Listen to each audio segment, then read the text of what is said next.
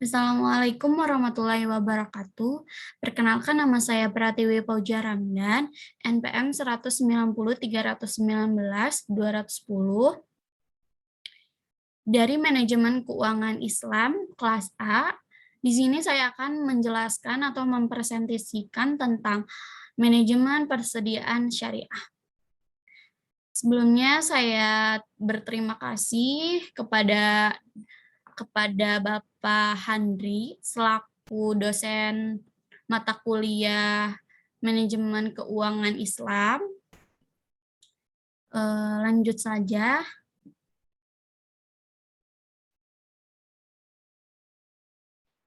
Konsep persediaan. Menurut Handoko, persediaan merupakan suatu istilah umum yang menunjukkan segala sesuatu atau sumber daya organisasi yang disimpan dalam antisipasinya terhadap pemenuhan permintaan. Permintaan tersebut yaitu melalui bahan mentah, barang dalam proses, barang jadi maupun barang final. Sedangkan menurut Haryanto, persediaan merupakan barang atau bahan yang disimpan yang digunakan untuk memenuhi tujuan tertentu. Misalnya untuk proses produksi, perakitan, atau dijual kembali, dan sebagai suku cadang dari sebuah mesin.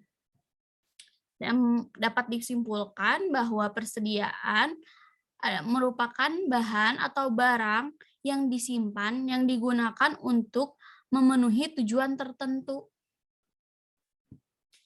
Selanjutnya, fungsi persediaan.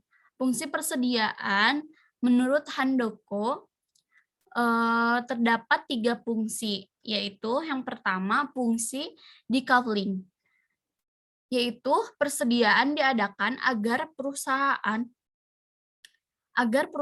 tidak sepenuhnya bergantung pada pengadaannya dalam hal kuantitas dan waktu pengiriman saja.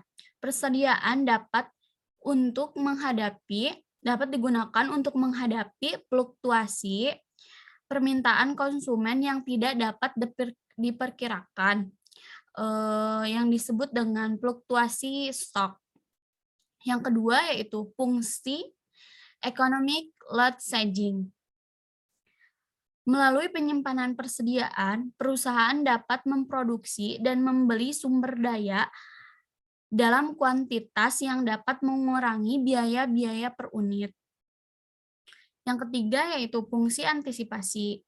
Persediaan memiliki fungsi antisipasi terhadap fluktuasi konsumen yang tidak dapat diramal berdasarkan pengalaman-pengalaman masa lalu atau permintaan musiman, sehingga perusahaan dapat mengadakan permintaan persediaan musiman.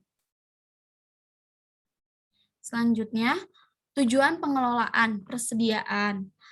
Pengelolaan persediaan adalah kegiatan dalam memperkirakan jumlah persediaan yang tepat, yang tidak dengan jumlah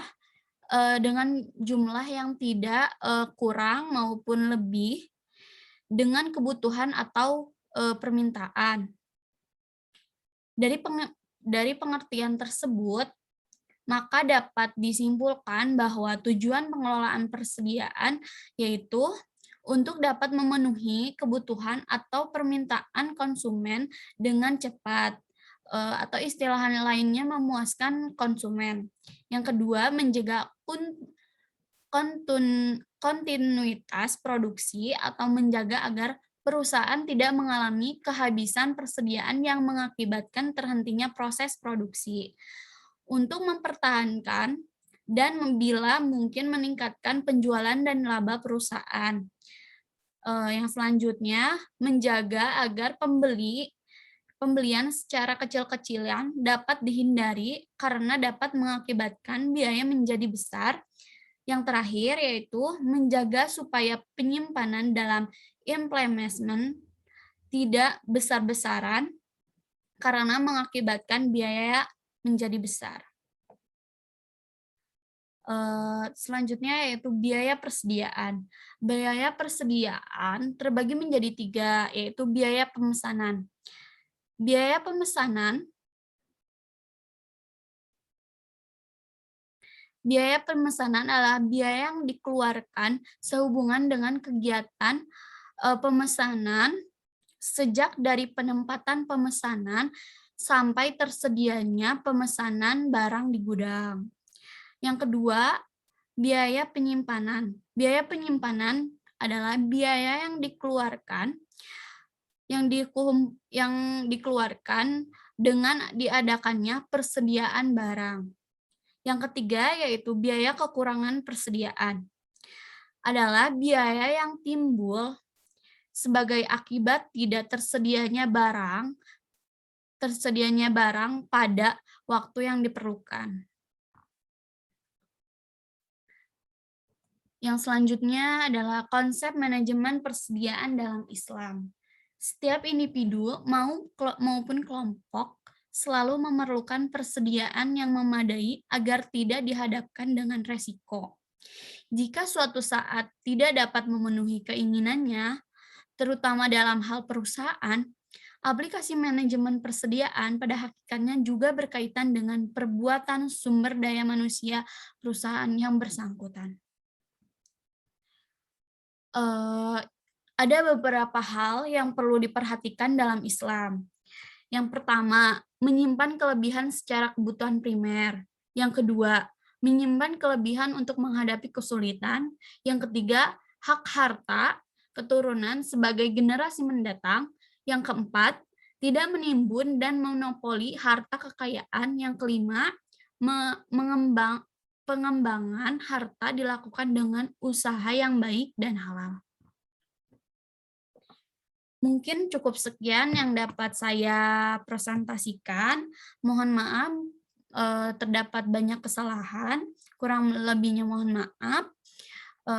Terima kasih. Wassalamualaikum warahmatullahi wabarakatuh.